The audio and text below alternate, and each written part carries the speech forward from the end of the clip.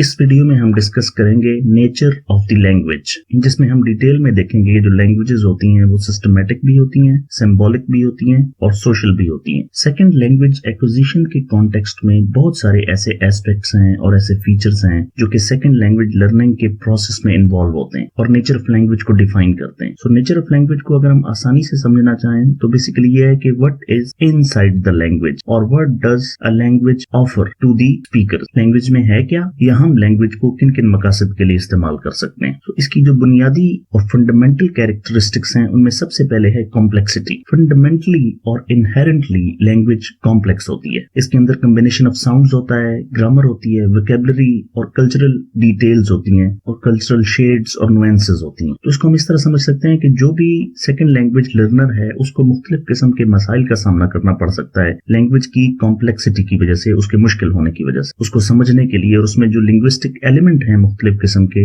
एक अपना कम्युनिकेटिव रेपर्टोर बनाने के लिए या अपनी कम्युनिकेटिव रेंज को एक्सपैंड करने के लिए उन लिंग्विस्टिक एलिमेंट्स का दुरुस्त इस्तेमाल करके हम किसी भी टारगेट लैंग्वेज को एक अच्छे तरीके से बोल सकते हैं। तो ये जो लिंग्विस्टिक एलिमेंट्स हैं ये बेसिक चीजें हैं, जिस तरह लिंग्विस्टिक में मॉर्फोलॉजी होता है, phonology, pragmatic, semantics, syntax, phonetics, context, discourse, lexeme, morphemes, ये बेसिक टर्म्स हैं जो सेकंड लैंग्वेज एक्विजिशन के साथ एसोसिएटेड है। ये अदर वीडियोस में डिटेल में डिस्कस भी हुई। नेक्स्ट इज लैंग्वेज जो है इनका एक सिस्टमैटिक स्ट्रक्चर होता है जो रूल्स गवर्न कर रहे होते हैं लैंग्वेज को, और वर्ड्स को एक खास अंदाज में मीनिंगफुल सेंटेंसेस बनाने के लिए तरतीब दिया जाता है और कंबाइन किया जाता है। तो लर्नर को ये सीखना जरूरी है कि ग्रामर क्या है, सिंटैक्स क्या है, फोनेटिक्स का रोल क्या है सेकंड लैंग्वेज एक्विजिशन में। और उसको ये भी समझने की जरूरत है कि जो डिफरेंट किस्म के लैंग्वेज के एलिमेंट्स हैं वो एक दूसरे से किस तरह मिलके इंटरेक्ट करके मीनिंग्स कन्वे कर। तो बेसिकली हमने अपनी कम्युनिकेशन को मीनिंगफुल बनाना है। लैंग्वेज की सिंबॉलिक रिप्रेजेंटेशन होती है। तो लैंग्वेज जो है वो रिलाई करती है आर्बिट्रेरी सिंबल्स पे,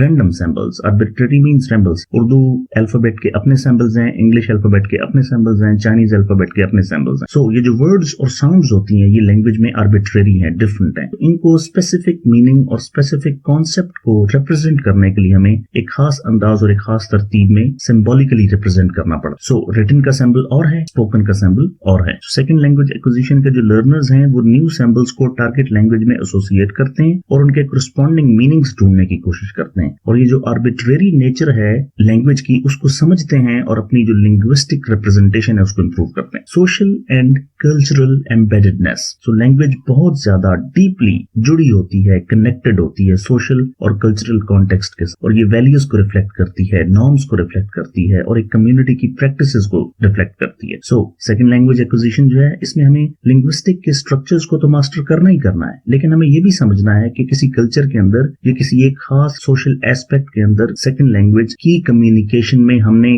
किस तरह से लैंग्वेज के साथ प्ले करना है, उसको किस तरह यूज करना है in the context of society, in the context of target culture. Language dynamic भी है और अडेप्टिव भी है। इवॉल्व करता है लैंग्वेज का सिस्टम और हमेशा चेंज होता रहता है। और सोसाइटी चेंज होती है, सोसाइटी के साथ लैंग्वेजेस भी चेंज होती हैं, बोलने का अंदाज भी चेंज होता है, कुछ अल्फाज खत्म हो जाते हैं, कुछ नए ऐड हो जाते हैं। टेक्नोलॉजी की एडवांसमेंट्स जो हैं और नई जो कम्युनिकेशन नीड्स हैं और जिसमें जेंडर रोल्स भी हैं, मल्टीपल एस्पेक्ट्स हैं जो इन्वॉल्व हैं, जिनके अंदर सोशियो पॉलिटिकल एलिमेंट्स भी शामिल हैं, जिनकी वजह से कल्चरल मिक्सिंग होती है और उसकी वजह से फिर लैंग्वेज मिक्सिंग होती है और उसकी वजह से लैंग्वेज के अंदर एक डायनामिक और एडेप्टिव किस्म की नेचर हमें नजर आती है कि ये सर्वाइव करने के लिए इसको चेंज और अडेप्ट और इसको डायनामिक होना पड़ता है। सो सेकंड लैंग्वेज लर्नर्स जो हैं उनके अंदर भी अडेप्टेबिलिटी का एलिमेंट इंक्लूड होना पड़ता है, और वो जब लैंग्वेज इवॉल्व होती है तो वो उसका इवॉल्व यूज करते हैं। और जो कंटेम्प्रेरी लैंग्वेज है रियल वर्ल्ड कॉन्टेक्स्ट के अंदर जो इस्तेमाल हो रही है उसके साथ उनका कनेक्ट होना बहुत जरूरी है। Pragmatic competence. सो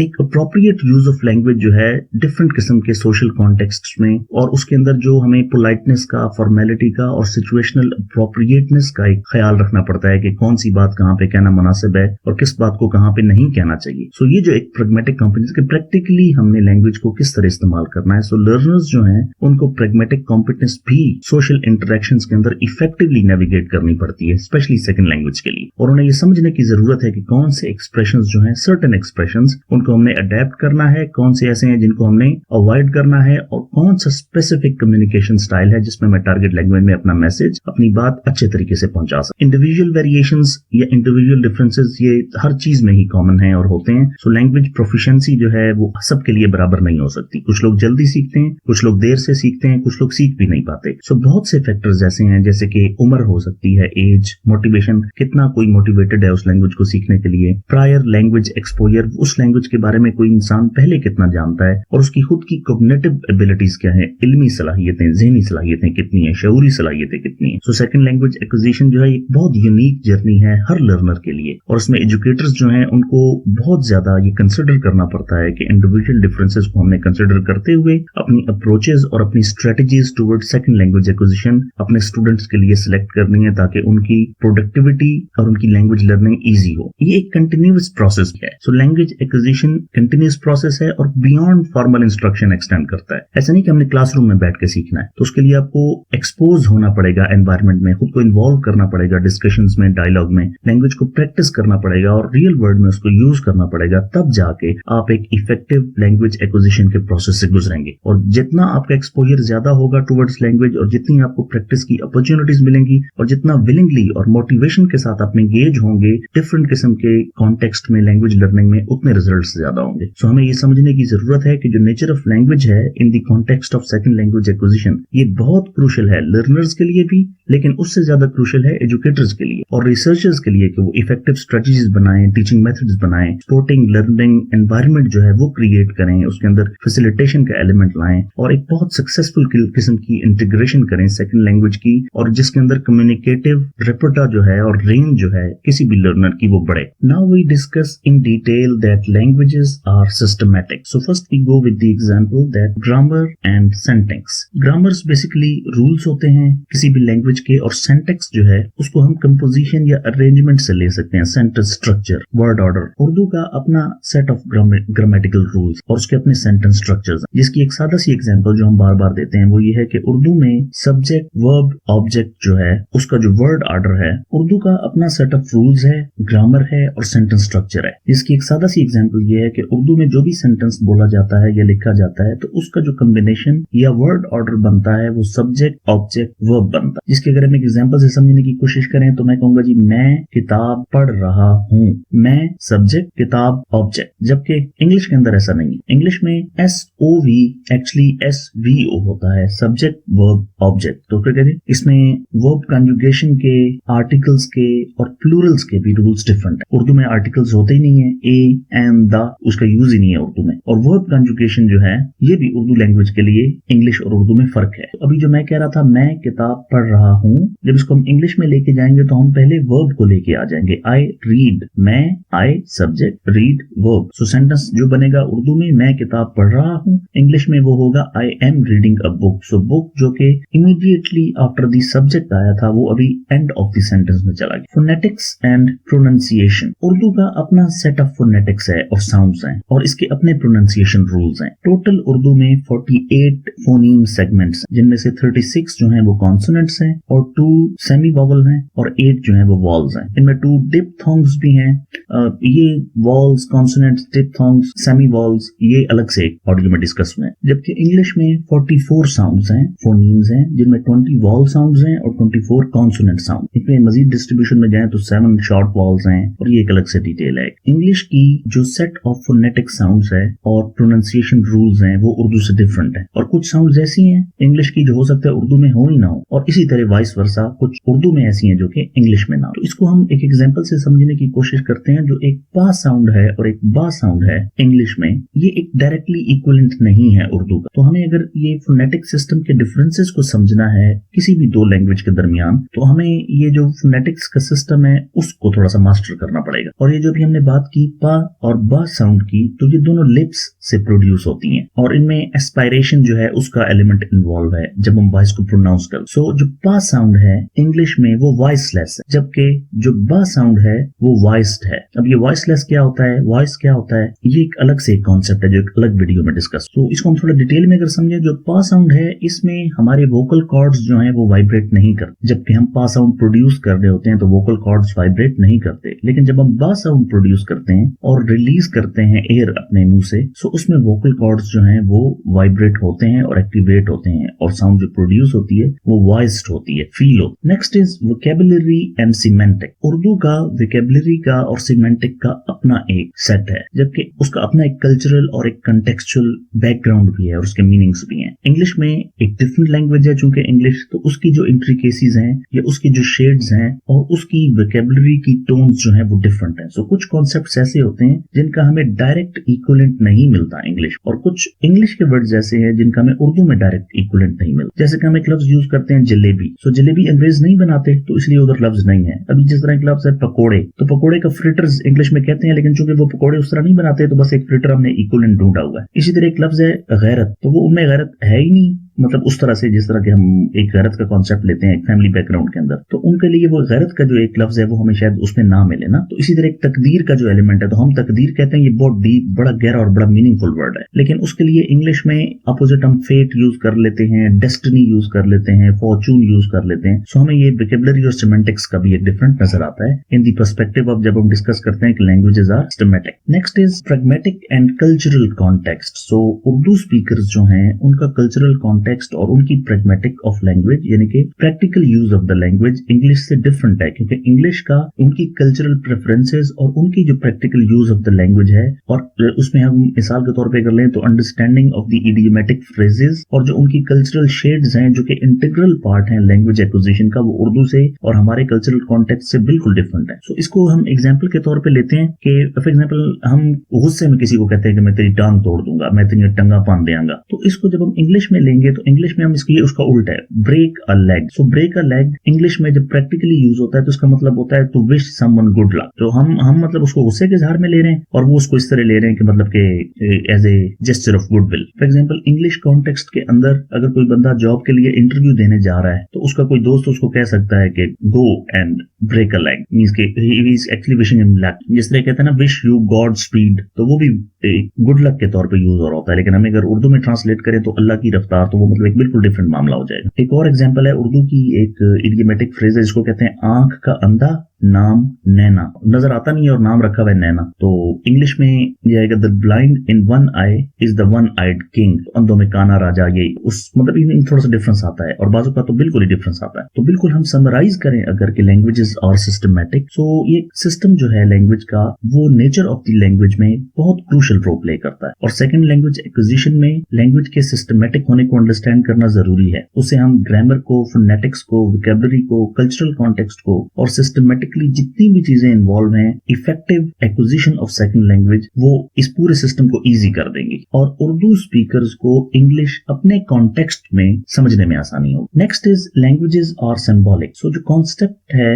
लैंग्वेजेस और सिंबॉलिक, ये बेसिकली रेफर करता है कि लिंग्विस्टिक एलिमेंट्स जो हैं जिनमें वर्ड्स हैं, साउंड्स हैं और जो आर्बिट्रेरी सिंबल्स हैं, रैंडम सिंबल्स हैं मुख्तलिफ लैंग्वेजेस के अंदर जो मीनिंग्स को रिप्रेजेंट कर रहे हैं, वो थ्रू सिंबल्स हम अंडरस्टैंड करते हैं उनको। Spoken through spoken representation and written through written representation। English language acquisition में, ये सेकंड लैंग्वेज एक्विजिशन में हमें जो नेचर ऑफ द लैंग्वेज है इसमें एसोसिएट करना पड़ता है न्यू सिंबल्स के साथ, वर्ड्स के साथ, एक्सप्रेशंस के साथ, और जो टारगेट लैंग्वेज है उनको मीनिंगफुल बनाना पड़ता है कंपेयर अपने कल्चर और अपने लैंग्वेज के कॉन्टेक्स्ट के अंदर उसको कंपेयर करने के लिए। सो हम देखते हैं तो फर्स्ट इस जो लैंग्वेजेस आर सिंबॉलिक, उसमें वो है arbitrary nature of the word. Urdu में किताब के लिए लफ्ज यूज होता है, बुक की लगी लफ्ज यूज होता है किताब, और वो रिप्रेजेंट करता है एक बुक को, और हम किताब की जो साउंड प्रोड्यूस हो रही है इसको बुक के कॉन्सेप्ट के साथ जब एसोसिएट करेंगे तो ये आर्बिट्रेरी है, ये रैंडम है। मतलब बुक इज डिफरेंट और किताब इज डिफरेंट, लेकिन हमें ये एसोसिएट करना पड़ता है कि जब भी हम बुक बोलें तो हमारे ज़हन में किताब का नक्शा आए। सो आर्बिट्रेरीनेस इससे साफ पता लग रही है कि मींस दो डिफरेंट चीजें, बुक किताब बोलने में भी डिफरेंट है, लिखने में भी डिफरेंट है, और किताब बोलने में भी डिफरेंट है और लिखने में भी डिफरेंट है, लेकिन दोनों एक ही मीनिंग को रिप्रेजेंट कर रहे हैं। तो हमें एक सेकंड लैंग्वेज एक्विजिशन में लर्नर को वर्ड, बुक और किताब के आपस में रिकॉग्नाइज करने के लिए उसको एक सिंबॉलिक रिप्रेजेंटेशन ड्रा करनी पड़ती है अपने ज़हन के अंदर। Next, phonetic symbols. So for example हम कहते हैं काफ और हम कहते हैं ता या ते, तो ये सिंबल्स मुख्तलिफ फोनेटिक साउंड्स को उर्दू में रिप्रेजेंट करते हैं, जबकि इनका जो फोनेटिक सिंबल्स इंग्लिश के सेट के अंदर मौजूद हैं वो काफ को हम सी से या कभी कभी के से हम रिप्रेजेंट करते हैं और ता जो है उसको हम टी से रिप्रेजेंट करते हैं। तो ये बोलने में सिमिलर थोड़े से प्रोनाउंस हो रहे हैं, लेकिन लिखने में जो इनकी सिंबल्स हैं वो डिफरेंट। सो लर्नर्स जो हैं उनको एसोसिएट करना पड़ता है phonetic symbols point of view से भी कि कौन से करस्पॉन्डिंग साउंड्स हैं और कौन से करस्पॉन्डिंग सिंबल्स हैं जो उनकी नेटिव लैंग्वेज में मौजूद हैं और वो सेकंड लैंग्वेज एक्विजिशन से एसोसिएट करना चाह रहे हैं। इडियमेटिक एक्सप्रेशंस का एक बहुत ज्यादा रोल है उर्दू में। फॉर एग्जांपल एक इडियमेटिक एक्सप्रेशन है आसमान पर छाए हुए हैं। सो इसका हम मतलब ये लेंगे कि फैले हुए हैं, it's all over the place, हर जगह फैले हुए हैं, हर जगह मौजूद हैं। जबकि इंग्लिश में इसी चीज को जब हम बयान करेंगे तो हम उसको आसमान पर छाए हुए को ट्रांसलेट नहीं करेंगे स्प्रेड ओवर द स्काई। सो उसके लिए यूज होगा स्प्रेड लाइक वाइल्ड फायर, जिस तरह जंगल की आग फैल जाती है इस तरह फैल जाती है। सो ये एक सिंबॉलिकल रिप्रेजेंटेशन है एक वाइड स्प्रेड डिसेमिनेशन की कि कोई चीज फैल चुकी है बहुत इधर उधर ना। सो इसको अभी जिस तरह हम कहते हैं ना कि ये बस इसको गुनाह की तरह फैला दो, तो गुनाह की तरह फैलाने से मतलब ये है कि जिस तरह गुनाह जल्दी फैलता है तो इस चीज को भी, तो मतलब इसको हम नेगेटिव कनोटेशन में ले लेते हैं कि यार गुनाह नहीं फैलना चाहिए, लेकिन इसको समझाने के लिए कहा जा रहा है कि इसको इतना जल्दी फैलाओ लोगों तक जैसे गुनाह फैलता है, क्योंकि सवाब नेकी तो बहुत स्लो प्रोसेस है, उसने दिल में उतरना है, लेकिन गुनाह तो बहुत एक क्विक प्रोसेस है। तो इडियमेटिक एक्सप्रेशंस जो हैं इनकी अंडरस्टैंडिंग सिंबॉलिक मीनिंग्स को एसोसिएट करके फ्रेजेस के साथ समझना बहुत जरूरी है और हमें direct word to word translation जो है वो उससे अवॉइड करना चाहिए, वो इडियमेटिक एक्सप्रेशन में काम नहीं करता। कल्चरल सिंबल्स, स्पोकन लैंग्वेज में जब भी हम उर्दू बोलेंगे तो हमारी लैंग्वेज के अंदर ट्रेडिशनल अटायर, कपड़े, फैब्रिक और जो चीज हम ज़ेब तन करते हैं, पहनते हैं, जो खाना हम खाते हैं, जो हमारी कस्टम्स हैं, रवायात हैं, ये और कल्चरल एलिमेंट्स जो है वो हमारी लैंग्वेज के अंदर रिफ्लेक्ट हो। और इसी तरह जब हम इंग्लिश बोलते हैं तो उनके इंग्लिश के कल्चरल पर्सपेक्टिव के अंदर उनके कपड़ा, उनका खाना और उनकी रवायात और उनके कल्चरल एलिमेंट रिप्रेजेंट होते हैं, जबकि दोनों कल्चर्स डिफरेंट हैं। इसका मतलब यहाँ पे लैंग्वेज भी डिफरेंट हो। अभी हम एग्जाम्पल के तौर पे समझते हैं तो इस तरह इंडिया में एक खास किस्म का ड्रेस पहना जाता है जिसको साड़ी कहते हैं, तो वो साड़ी उधर नहीं है, तो उधर उनके अपने फ्रॉक्स हैं, शॉर्ट्स हैं, इस तरह की चीजें हैं। इसी तरह हम जो चीज खाते हैं उसको हम चपाती कहते हैं, पराठा कहते हैं, जबकि उधर उनके जो अपने फूड है उनके अंदर ये चीजें नहीं है। सो इस तरह के कल्चरल सिंबल्स जो हैं जो रिफ्लेक्ट होते हैं थ्रू लैंग्वेज, उनमें बहुत ज्यादा डिफरेंस आते हैं और इन्हें हमें समझने की जरूरत। So under the heading of symbolic nature, ये लास्ट एरिया हम डिस्कस कर रहे हैं ग्रामेटिकल स्ट्रक्चर्स, लेकिन ये बहुत ज्यादा जरूरी है। सो ग्रामेटिकल स्ट्रक्चर्स जो हैं जिसमें वर्ड ऑर्डर भी है और वर्ब कॉन्जुगेशन भी है, ये सिंबॉलिक रिप्रेजेंटेशन है मीनिंग की और ये इंग्लिश की उर्दू के साथ मुख्तलिफ हैं, जिस तरह के हमने ऊपर डिस्कस किया सब्जेक्ट ऑब्जेक्ट वर्ब और सब्जेक्ट वर्ब ऑब्जेक्ट, इस एग्जांपल्स। अभी हम इसको थोड़ा सा एक और एंगल से समझने की कोशिश करते हैं। वर्ड ऑर्डर के किस तरह चीजें तरतीब से लिखी जाएंगी तो वो मीनिंगफुल होंगी। फॉर एग्जांपल मैं कहता हूं आई एम अ टीचर, सो इसको मैं अगर ये कहूंगा आई टीचर एम आई, सो ये वर्ड ऑर्डर डिफरेंट हुआ तो मीनिंग हमें समझ नहीं आएगी। और ये जो वर्ब कॉन्जुगेशन है, ये ऊपर भी लफ्ज आया है, इसको थोड़ा सा समझने की कोशिश करते हैं। वर्ब कॉन्जुगेशन जो है ये basically process of changing a verb है। वेरियस एट्रीब्यूट्स जो होते हैं, जिस तरह के टेंस के एट्रीब्यूट होते हैं, फॉर एग्जांपल प्रेजेंट है, पास्ट है, फ्यूचर है, फिर एक कंटिन्यूअस और परफेक्ट का एक एस्पेक्ट है टेंस का, और फिर एक मूड है, वो इंडिकेटिव मूड है, इंपेरेटिव मूड है, या सब्जेक्टिव मूड है, या वॉइस हमारी है कि हम एक्टिवली बोल रहे हैं या पैसिवली बोल रहे हैं, एग्रीमेंट है हमारा विद द सब्जेक्ट, उसमें पर्सन है, ये नंबर है, ये इस तरह की डिफरेंट चीजें हैं जो ग्रामर में यूज होती हैं। मतलब कि प्रेजेंट है, पास्ट है, फ्यूचर है, टेंस, या टेंस का कौन सा एस्पेक्ट है, कंटिन्यूअस है या परफेक्ट है, या कौन सा मूड है, इंडिकेटिव है या इंपेरेटिव है या सब्जेक्टिव है, या कौन सी वॉइस है, एक्टिव है या पैसिव है। सो इसमें अभी हम इंग्लिश के अंदर टू बी वर्ब जो है उसकी कंजुगेशन को देखते हैं प्रेजेंट टेंस में। सो आई के साथ जब ये यूज होगा तो एम होगा, आई एम, लेकिन यू एम नहीं होगा, यू आर होगा। I am, you are, he is, she is, it is, we are, you are, they are. So ये जो वर्ब कंजुगेशन है am are is, am are is, according to the subject ये conjugate हो रहा है, change हो रहा है। सो वर्ड ऑर्डर और वर्ब कंजुगेशन हमें रिकॉग्नाइज करने में हेल्प करती है और सेकंड लैंग्वेज एक्विजिशन में जो एक सेंटेंस की एक्नॉलेजमेंट है और symbolic nature of the grammatical structure है, इसको समझने में हेल्प करती है। सो हम शॉर्टली कह सकते हैं कि जो symbolic nature of the language है सेकंड लैंग्वेज एक्विजिशन में, ये लर्नर्स को को एसोसिएट करती है आर्बिट्रेरी सैंपल्स के साथ, रैंडम सैंपल्स के साथ, जो कि न्यू लैंग्वेज में उनको मीनिंगफुल बनाने के लिए हम अंडरस्टैंड करते हैं। सो वो वर्ड्स हो सकते हैं, साउंड्स हो सकती हैं, इडियोमेटिक एक्सप्रेशंस हो सकते हैं, कल्चरल एलिमेंट्स हो सकते हैं, और उनको समझ के एक सिंबॉलिक रिप्रेजेंटेशन बनाते हैं और एक फंडामेंटल एस्पेक्ट, एक प्रोफिशिएंट सेकंड लैंग्वेज एक्विजिशन और सेकंड लैंग्वेज एक्वायर करने के लिए हम किसी भी नेटिव लैंग्वेज से टारगेट लैंग्वेज की तरफ सफर जो है उसको अपना कंटिन्यू करते हैं। लैंग्वेजेस आर सोशल, सो ये एम्फसाइज करता है कि हमने सिर्फ ये नहीं देखना कि कम्युनिकेशन हो रही है, हमने ये भी देखना है कि किस तरह लैंग्वेज कल्चरल कॉन्टेक्स्ट में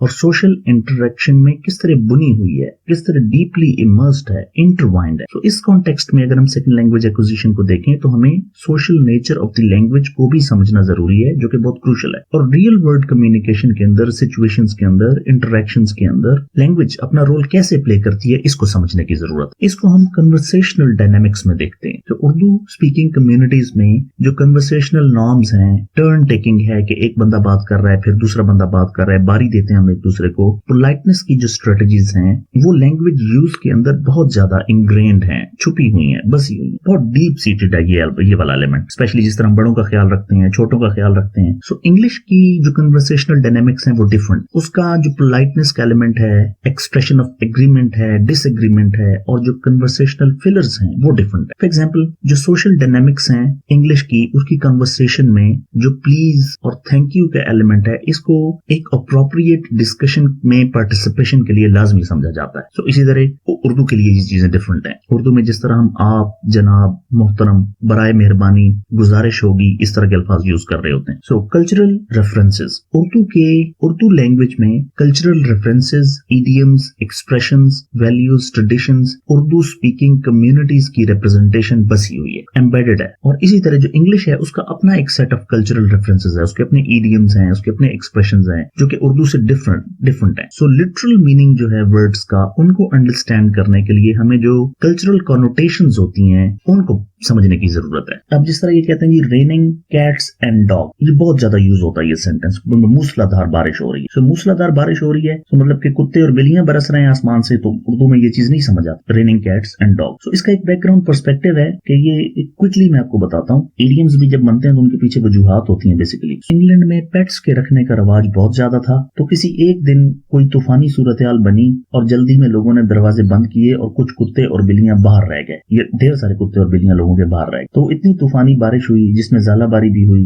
ओले पड़े, और वो जानवर जो हैं वो कुछ मर गए। और वो जब बारिश का पानी बह रहा था तो उसमें तैर के गलियों में से जब गुजर रहे थे, तो जब लोगों ने देखा तो मतलब ऐसे लग रहा था जैसे it is raining cats and dog, जैसे ऊपर आसमान से कुत्ते और बिल्लियां बरस रहे हैं। बेसिकली वो वही थे जो बाहर रह गए। सो इसका जो कल्चरल कॉनोटेशन है उसको समझने की जरूरत। Next is pragmatic competence. Practically use of जो लैंग्वेज है उसमें अंडरस्टैंडिंग और अप्रोप्रिएटनेस और पोलाइटनेस और जो ग्रीटिंग्स हैं और एक्सप्रेशंस हैं और सोशल कॉन्टेक्स्ट हैं उनको प्रैक्टिकल यूज में समझने के लिए और इमीडिएट वर्डली यूज में इस्तेमाल करने के लिए लैंग्वेज को हमें पता होना जरूरी है। इंग्लिश की प्रैग्मेटिक नॉर्म्स डिफरेंट है, उर्दू की प्रैग्मेटिक नॉर्म्स डिफरेंट है। अगेन एसोसिएट करती हैं कम्युनिटी के साथ, सोसाइटी के साथ और कल्चर के साथ। उर्दू का इंग्लिश के साथ फॉर्मेलिटी का एक डिफरेंस है, दूसरों को एड्रेस करने का वो डिफरेंट। जैसे कि हम तुम, तू, आप, ये डिफरेंट सिचुएशंस है उम्र के लिहाज से, रिस्पेक्ट के लिहाज। लेकिन इंग्लिश में यू जनरली सबके लिए यू यूज। फॉर एग्जाम्पल मैं कहता हूँ चाचा, मामा, ताया, ताई, खाला,